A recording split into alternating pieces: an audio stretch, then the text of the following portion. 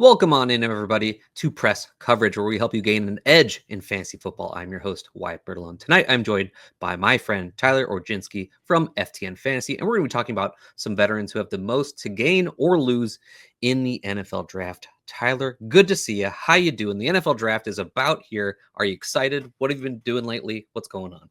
Yeah, man. As you know, you and I were at JWB for quite some time. We've both made the jump here. I'm over at FTN, been there for a couple months. All my content's over there. The ranks, been really working hard, getting busting out the old typewriter again, busting out articles, doing a lot of Dynasty stuff, some draft stuff. Thrilled the draft is here. Actually going to a well-timed bachelor party this weekend that goes Thursday to Sunday. So That sounds amazing. We got an indoor pool. We're going to get a projector. We're going to get the draft going, man. So living the dream. Stoked. Oh, my gosh. Yeah, living the dream. Living the dream. No kids, no wife. Full draft. It's as good as it gets, man. It's been quiet, you know. We got best ball keeping us busy, a little bit of Dynasty stuff here and there, but I always feel when the NFL draft hits, that's when the season really ramps up, really starts, man. Thrilled. The week is here. It is draft week. Yeah, for anyone out there not familiar with Tyler's work, just a little insight into him. Number one ranker in the Fantasy Pros Accuracy Contest for the weekly contest during the 2024 season. This dude knows what he is talking about. He's going to help me talk through some of these veterans. We're going to jump right into the first one, who's Najee Harris, who signed to the Chargers, 1 year, $9 million contract that includes some incentives to get him to that $9 million. Now, Najee, reliable through and through, never missed a game in his career. Hard to say for running backs in the NFL. 4 straight 1,000-yard seasons to start his career in the NFL. But we kind of know about Najee that maybe not the most efficient running back over his time so far in the NFL. Not always the most exciting back. But over the last 2 years, honestly, he's been kind of good compared to what he'd been the first couple of years in the league, efficiency-wise. For the last 2 years, he's had his highest missed tackles forced per touch. His breakaway run percentages have jumped to 24.5% and 26.9% over the last two. They were 13% and 16.8% the previous 2 years before that. So obviously, he's played a little bit better as they reduce some of his touches for the Steelers. But then they let him walk, kind of chose Jaylen Warren over him in a way. And he signs with the Chargers, where there's an obvious large opening there. But there's reason to believe that the Chargers are not done with their backfield, especially not when you've got as good of a running back class as we have this year. So he could lose some touches. He could not lose anything in this NFL draft. I think a lot is on the table for Najee. How do you think it's going to go for the Chargers in the draft? Do you think they're attacking running back? Do you think Najee is in trouble or not? I tend to think he's not in trouble, right? I really think that there's other areas that the Chargers need to be attacking. It really seems like, defensive line, edge rusher seems like the most obvious pick for them there in the first. Like, obviously, day two holds a different outlook here. But at the end of the day, I would like to think that they're going to be okay. I'm not really too concerned. I think there's more. We'll get to it. There's a lot more backs that I believe are at risk of losing their roles. I believe there's a lot more needs on the Chargers than running back. And I mean, they did sign Najee. I believe they gave him a pretty solid contract there. And in the end of the day, he is who he is. The Chargers know who he is. And I one thing I always like to kind of point out is I think there's this like notion around the Chargers, right, about how they're, it's Jim Harbaugh and Romans and they're, it's the old kind of like run the ball down your throat football. But at the end of the day, it's like, last year they were pretty right around the league average just in terms of, their rush rate. I mean, I think if you look at the actual pass rate last year, the average was around 56%. I believe the Chargers were around 55. So like, they're not necessarily like a run first team. I mean, and why would you be when you have Herbert? Probably, am I going to say he's one of the top elite quarterbacks? I'm not sure there, but I mean, it's probably top 10, top 12 quarterback in the NFL. There's a lot of teams that wish they had Herbert. I think that more likely they're going to be adding a wide receiver in day two before they look the running back's way. So I do kind of feel good about Najee being the guy for the Chargers and no one really coming in that's going to take too much. I definitely think that they probably need somebody behind Kamani Vidal. I don't think he's going to be a good 2 for them. They could add somebody, but at the end of the day, I really do believe Najee's going to be the running back there. With that said, I'm not exactly, rushing or chomping at the bit to draft Najee, right? I feel kind of like, where's he been the last couple of years, right? I think he finished in half PPR, RB20, back-to-back years, 14 there. I have him ranked around that like 21 range. I think he's just one of those guys that's solid. He's going to get the job done. But do I think he's ever going to be kind of like having that upside or be that league winner? I don't think the change of scenery is necessarily going to do that for Najee, but he's definitely a guy where, I'm not concerned with him. Probably going to be around at market with him, not too high, not too low. I think the backfield is his, but at the same time, I don't think he's a guy that's going to be on your team that's going to be a top 10 running back like we saw in 2021 in Pitt. Yeah, I'm pretty much just with you on this. I think the Chargers could go a lot of different ways with their draft. I do think they're going to draft a running back at some point just because they need the depth, but I think it's much more likely to happen on day 3 than it is on day 1 or 2. If they're going to add a weapon on offense, I expect it to be a pass catcher because that's honestly where they need the help more than in the backfield. And yeah, I just I don't see why they would really mess with that. We know that Najee is reliable. That's his thing. That's what they're probably looking for at this point. J.K. Dobbins was nice for them last year. He did miss some time, of course. I imagine they just want to rely on Najee. They gave him this nice 1-year contract. They'll draft a day 3 rookie, move on with that. But as you said, the price actually not that great right now. Not really that interested in drafting him. The best, place we have for a data point for his ADP changing over this offseason so far is you took a look at Underdog where he started in the 130s or so, but he's climbed steadily. And when he signed with the Chargers, he really took a jump. And, now you'll see him go 6th, 7th round in a draft. And still, that's just a little bit too much for me, a little bit too rich. If those prices were back where they were, a couple months ago, yeah, loved it. Was a good pick at that point. But where it is now, not that interested. Yeah, I mean, I think for me, it's like there's definitely identity to the Chargers offense, right? I think there's a level where they want to play physical football. Najee will do that, takes what's blocked. He's a good pass blocker, definitely something that they're going to want to have there as well. He just does the right things. He does the right things right, I guess is a way of saying it. He does the things he's supposed to do, and I think that really appeals to the admin and the coaching staff there. But in terms of fantasy, I think he's going to be fine. I don't necessarily think you're going to win your fantasy championship because you drafted Najee and he just has an explosive season. I think he's going to be more than fine. 250 carries, sure. 30, 40 targets coming his way, easily can see that happening. 1,000 yards, certainly. 6 to 8 touchdowns, certainly. No one's mad about that. But again, those aren't the kind of running backs that you have on your fantasy team that are propelling you to a championship. And I do think as we get closer to the season, and especially if they don't add a running back, probably not in day 1 and not in day 2, that price is going to climb. People are really going to be in on Najee, and they're going to want to be drafting him as a borderline top 15 running back. And at those prices, I think I'd probably be out. Yeah, and I'll say I'm not trying to hate on Najee. I think he's actually probably going to perform around his price as a low-end RB2. Yeah, absolutely. But, that just doesn't do that much for for your fantasy teams, right? You drafted low-end RB2 and you get a low-end RB2. That's not really actually a win for your fantasy team. So no, I'm probably just never feel good about clicking his name, do you? I never do. I feel like he's dude, I need a running back. Oh, look, he fell around. I guess I'll pick Najee. I'm never sitting there Najee Harris and just smacking the button, happy I pulled Najee on my team. It's always a tentative finger. I guess he's here. I should take him. I don't have enough Najee kind of thing. So, I'm all power to him. I think he's going to do well for the Chargers. But in terms of just fantasy interest, probably not the direction I'm going to be going. Yeah. So we're going to switch positions onto this next player, and that's DK Metcalf. Traded to Najee's former team, Steelers, for a 2nd-round pick this offseason.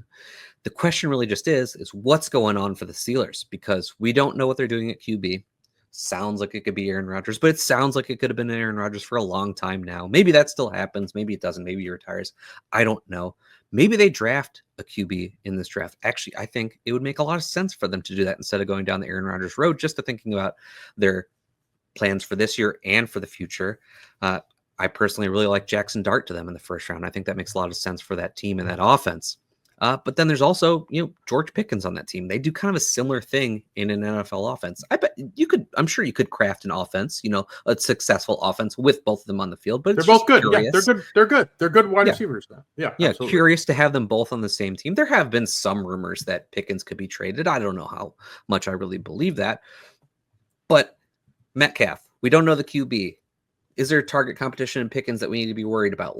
I feel like a lot could change here for him depending on how this draft goes, if Pickens stays on the team or not. Like I said, I don't think he's really going to get traded, but the rumors are out there. And because Pickens is kind of this personality that maybe not always the best type of personality for a locker room, you can understand those rumors a little bit. What do you think is going to happen with DK Metcalf? Are you excited for him with the Steelers? Is there a reason for possible excitement? It's a tough one for me. I will say this. I do have DK Metcalf ranked above Pickens. I much rather would click Metcalf's name. I think those two against each other, I think I'd be picking Metcalf's side more times than not to come out on top just in terms of yards, receptions, touchdowns. I think they're both very talented wide receivers. I do think DK Metcalf is better. I think I would rather have DK Metcalf. But at the same time, I just have serious concerns about, what this offense looks like, how it operates. It starts with who's quarterback. I mean, right now, I think the depth chart is Mason Rudolph and Skylar Thompson. I mean, they can't go into the season. They can't go into the season doing this. And it doesn't – and I've actually been on record saying, I really don't think that, Aaron Rodgers, A, is going to go to Pittsburgh. And B, is he an upgrade to Mason Rudolph? It's really ridiculous to say that out loud, but, watching the quality of play from Aaron Rodgers the last couple seasons, I'm not necessarily sure. So, even if they add Aaron Rodgers, I don't think they have a top 25 quarterback in that room between Mason Rudolph and Aaron Rodgers. So for me, it's just a tough one for me to click either one of these names. I think it's going to be a headache for fantasy football to determine, is it going to be a Metcalf week? Is it going to be a Pickens week? I don't necessarily think that whoever is at quarterback is going to be able to support both of these guys. So for me, they've both been guys that I've tended to avoid just because of the uncertainty at the quarterback, and trying to guess which one of these talented wide receivers breaks out on a weekly basis is tough. Change of scenery, not really concerned there. We've seen, I wouldn't say alpha wide receivers, but, borderline alpha, very talented wide receivers, get traded, in their mid-20s and still do really well. So I'm not really concerned about the change of scenery here. His physical tools will still help him find success. But in the end of the day, these are two wide receivers, specifically Metcalf, that there's just guys around them that I would much rather be grabbing than having to get myself in the spot to grab them. There's, kind of looking at where Metcalf's at. I got him ranked, I think, at about 26 right now, but he lands around guys there's Mike Evans is around that range. Guys like Jalen Waddle, Devonta Smith, Cortland Sutton, and it's you can tell yourself a story about some of these guys that you like a little bit better. And there's just too much uncertainty there. Yeah, Pickens gets traded, sure, but his value will skyrocket, and I'm not sure I'm going to like where that lands. So when it comes to DK Metcalf, it's kind of been a stay away for me, as there's just other guys in that range I'd rather click on, and I just don't want to have to play that game and sweat. Is there going to be a quarterback that can support a wide receiver on a weekly basis, and B, are we going to have to try to guess is it going to be Pickens and Metcalf? Because I don't think whoever they grab, whether it's in the draft or Aaron Rodgers or what have you, I don't necessarily think it's going to be a quarterback that's going to come out the gate ready to support two of these wide receivers for fantasy. Yeah, I'll be honest. I think you're being generous by even having him as wide receiver 26, close to those names that you've mentioned. The moment he got traded to the Steelers, I was immediately I had no interest here. As someone who has really loved DK Metcalf and been consistently above consensus on him over the last few years, I just no interest in the current situation that's going on there. Even if they draft Jackson Dart in the first round, I hope that they do, I'm not going to have too much confidence in DK Metcalf's projection in 2025.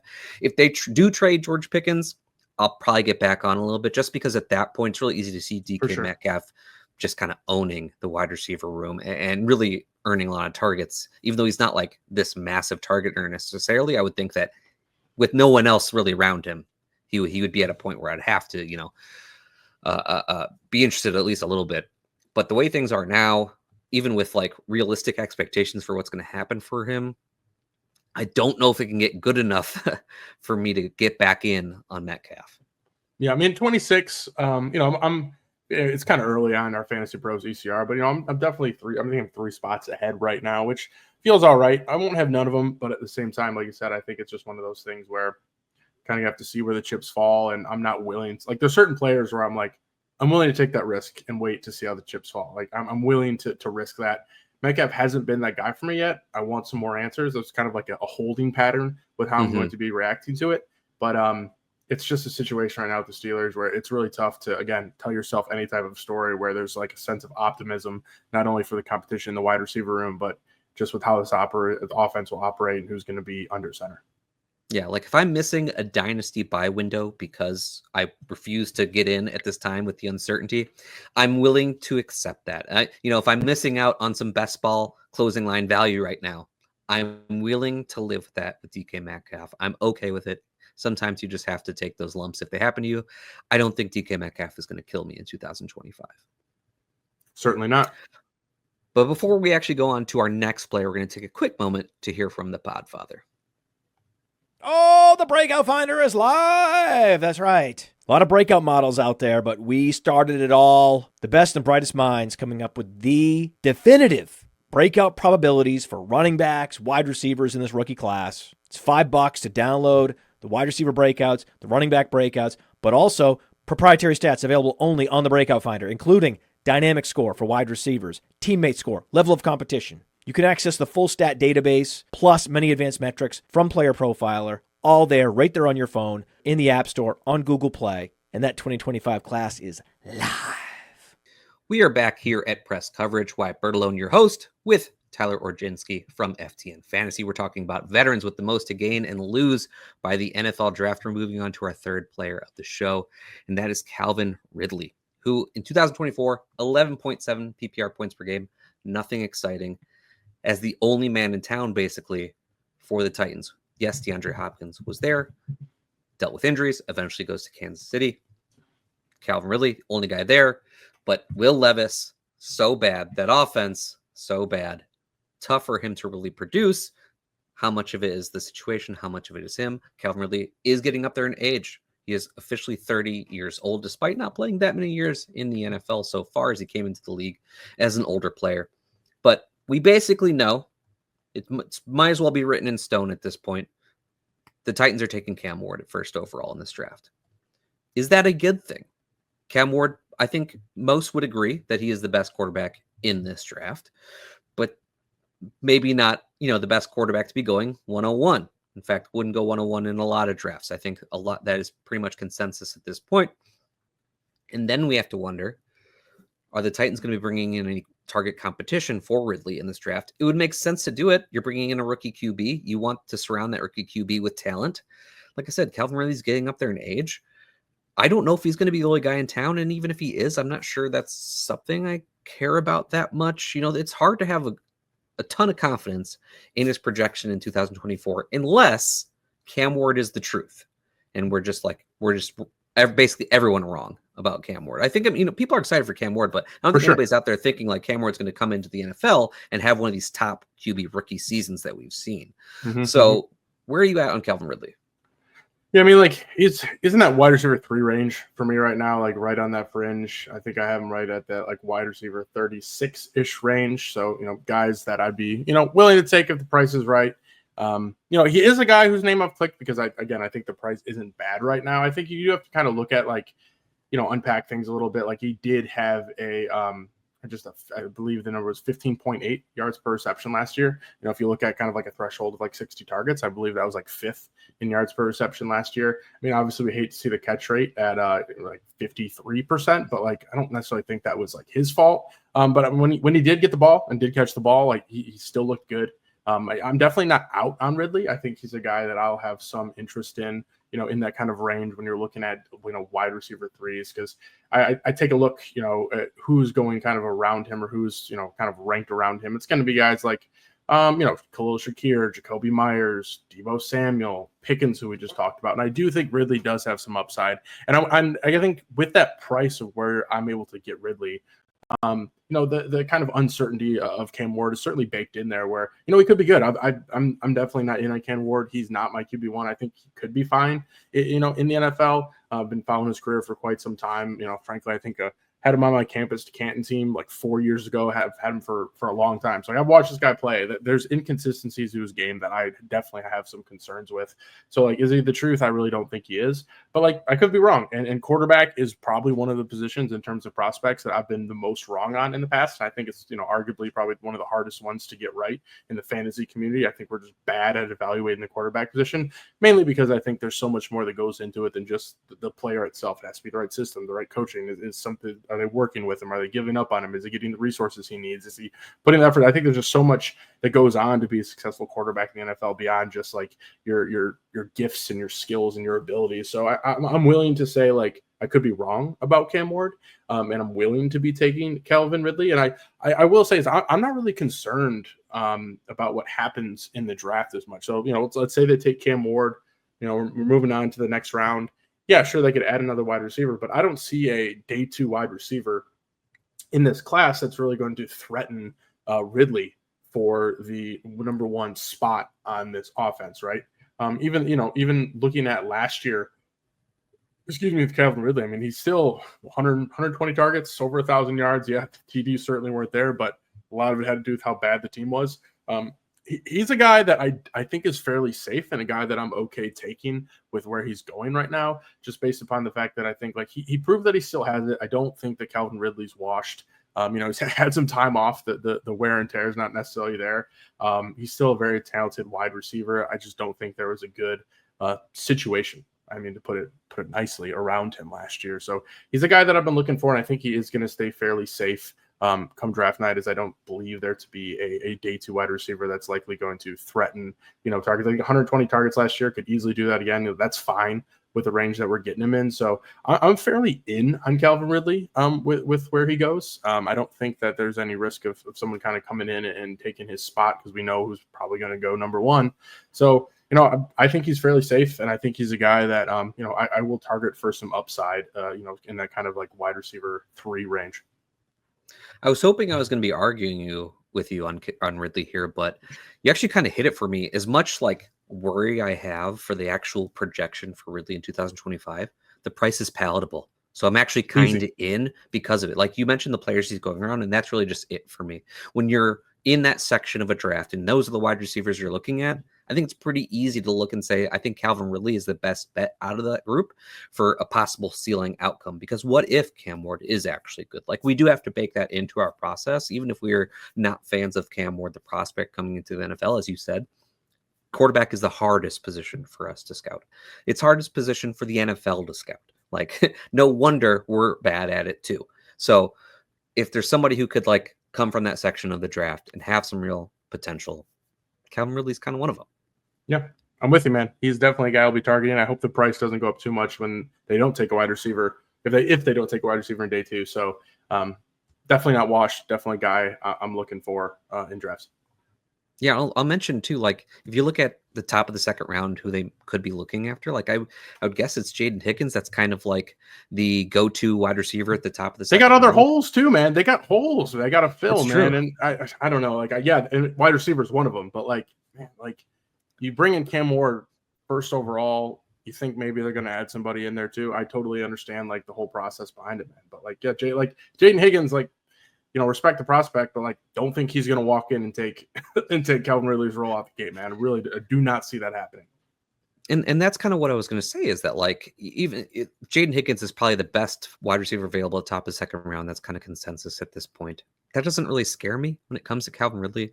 You look at what Matt Harmon's saying with reception and perception. He's probably better suited as moving inside as a big slot. And that doesn't interfere with Calvin Ridley at all.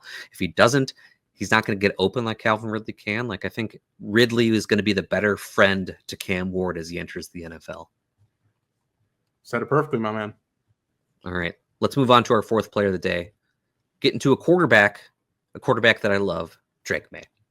So in the 10 games, he started and finished in 2024. Now, I know I'm pulling a little bit of sample size here, but in those 10 games, he started and finished 17.4 points per game. In what is possibly the worst situation a rookie QB has been in. Terrible weapons, terrible offensive line, not a good offensive system. Nothing was working around him, but Drake Maye was just making it happen. Really, really good as a runner in his rookie year.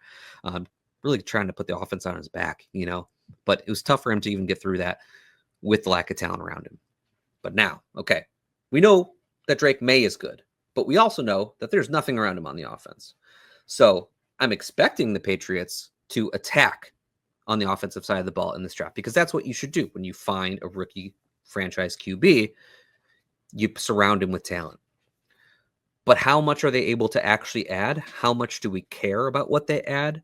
There's also a really good chance they're using their first round pick on an offensive tackle, which is a good thing. Don't get me wrong. So. Yep. But it does also mean that it's possible as the draft goes, we're not as excited about the weapons they actually add in, and the draft ends and we go, it's not that much better than it was last year. They did add Stephon Diggs, but coming off the ACL, advanced age, how much is there left for him? Do you think Drake Maye, we're going to be happy about him when the draft is over? Or are we going to be feeling good? I mean, I feel good to begin with just because I really like the player, but we, have to understand the risk that it could just be still nothing around him. And then is his price really worth it? Yeah, I mean, I like Drake Maye. I'm ranked at my quarterback 15 right now. He was a top 17 quarterback in fantasy in 9 of his starts last year. Keep in mind, I don't think he started 3 games. So, majority of the time, like he was, top 17, top 15 quarterback a lot. So like I'm in on Drake Maye, and I think he's only going to get better. And I'm with you on that. Like it seems as though the Patriots are an absolute lock here to grab, Will Campbell. Give him a little bit more protection. The weapons are obviously lacking there for him to succeed, but he's got a little bit of a rushing floor in him. We know he can scoot. That's always good for fantasy. He's just a guy that I think he's good under pressure, and he's going to have to be good under pressure considering the offensive line there as well. He's adding enough rushing floor for me to be in, and I also think that while the weapons will be lacking, I think they're almost like a lock to be looking to add a pass catcher there in day 2. I think like a dark horse thing, and I know you might not love that. Actually, I don't know how you feel this as a Browns fan, but like right now it's basically saying that, Travis Hunter is going to go 2, and then we're going to get Will Campbell at 4. If I had to like shake that up a little bit, I think the Browns might pass on Travis Hunter, and we might be able to see Travis Hunter in a Patriots uniform. That's what I want to see. And I would love to see Travis Hunter there playing some wide receiver. And I think that would do a lot for Drake Maye. Odds are that doesn't happen, obviously, but at the same time, it's really tough for me to build a case against Drake Maye for where he's going.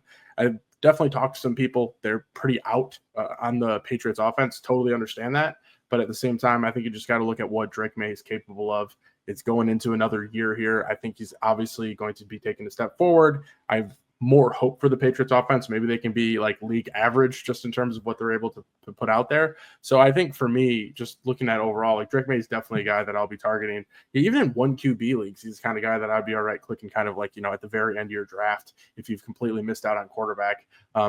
Patriots offense takes a step forward. They're able to kind of move the ball. I mean, Ramondre Stevenson, serviceable. Hunter Henry, we know, is a, fine tight end. Wide receivers, maybe one of the worst rooms in the NFL. But dude, man, I like the guy. I've always liked the prospect. I was in on him, when he was in college, in on him when he got drafted. He's got some time there to kind of figure things out. I'm not out on Drake Maye. I'm in on Drake Maye, and I think things only get better from here. I'm going to be even more aggressive. He's a top 12 QB for me. I love Drake Maye. I'm really excited about what's going to happen for him this year. Yep. And I'm excited for what's going to happen for him in the NFL draft. I do think that the Patriots are going to surround him. The Patriots are actually in this cool position where they found their franchise QB and they have high draft picks because they still weren't able to win because of how bad, his surroundings were. But they're making moves this offseason. We know that they were in on a lot of wide receivers that the wide receivers didn't sign with them. That's kind of, the tax you get when we're a bad team. That happens. But to me, that signals that they are going to be aggressive about adding around Drake Maye in the draft because they know that that's what they need to do now that they have Drake Maye. And I expect them to do that. They probably go in Will Campbell in the first. Completely fine. We need to shore up that offensive line, but I expect them to find weapons throughout the draft or at least take shots on weapons, right? Stephon Diggs adds a little bit of stability as a pass catcher. At least he is a guy, at least like we know he can play at a decent level in the NFL at a minimum, which is significantly better than most of the receivers he had last year. Pop Douglas, I think, is a fine player. Hunter Henry still out there doing his thing. Like, I think with a couple pieces, they hit on a couple pieces, possibly add another running back to the mix. I think this offense could actually be decent with Drake Maye leading it. Yeah, I mean, I didn't mean to do the Stephon Diggs erasure there. I mean, I honestly, I don't know where I fall on him. He's definitely a guy that I've not been drafting, but willing to be wrong. I think it's good. It's good for him. Things are trending in the right direction, and I want to be in on Drake Maye. I think I have him at 15. I love that you said you have him in the top 12. I could find myself moving him up, especially like when they shore up that offensive line there. So I mean, there's a lot to like there.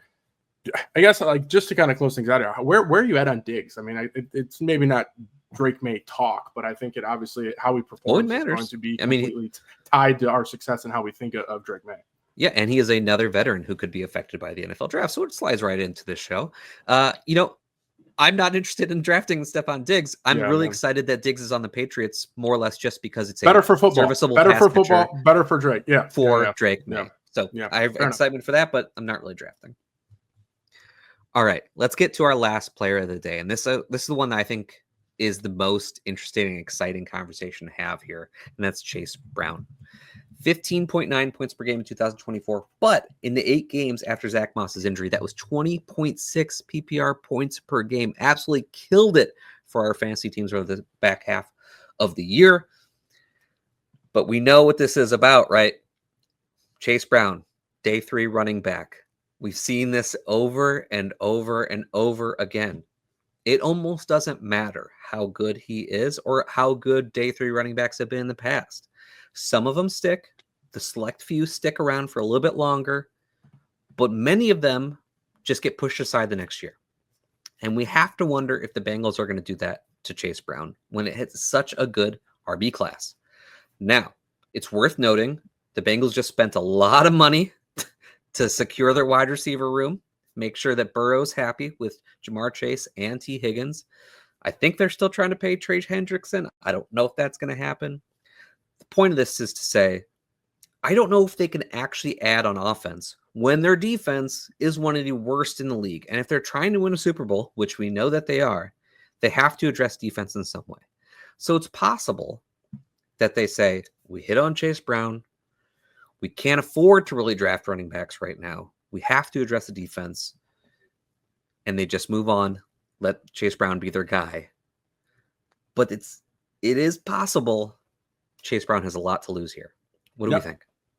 Chase Brown indeed has a lot to lose. I think like what he has working for him obviously is like you mentioned. They got to go defense. They got to attack this defense. You know, day 1, there's almost no chance they go with the running back. I mean, even day 2, they could, but at the same time, like they got to look at all the holes they have and they have to patch it. I mean, their offense is so good.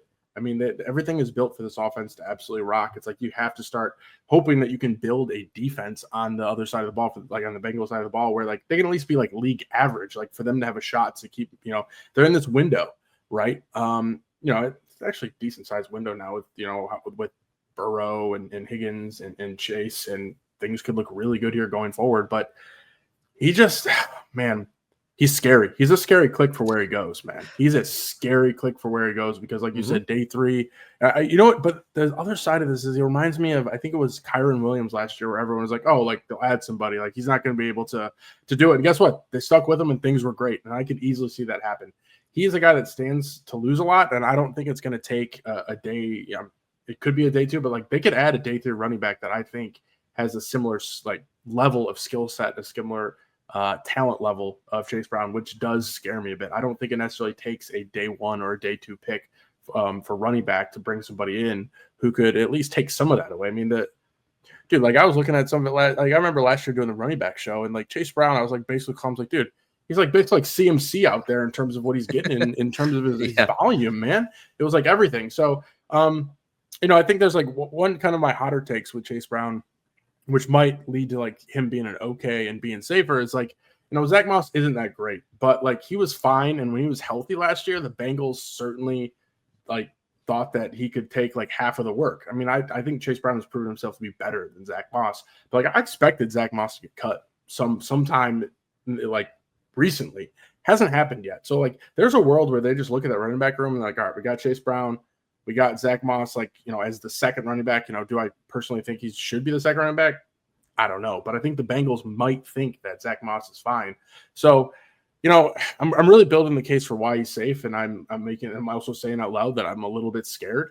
So maybe I should be clicking him more often. But like he is one of those guys. And I know we're not talking about it, but like when I think about guys that I'm a little worried about, it's the top of the list is Chase Brown and Tyrone Tracy. Like 2 guys who are like, on paper, things are lining up really well for them, but it doesn't take a lot to shake that tree and to change things in this draft. I mean, there's going to be good running backs that go on day 3. I know there's going to be running backs that I am a fan of that will go day 3, that if the Bengals took, I'd be like, man, like and Chase Brown's probably fine to start, but like they could really start working somebody in.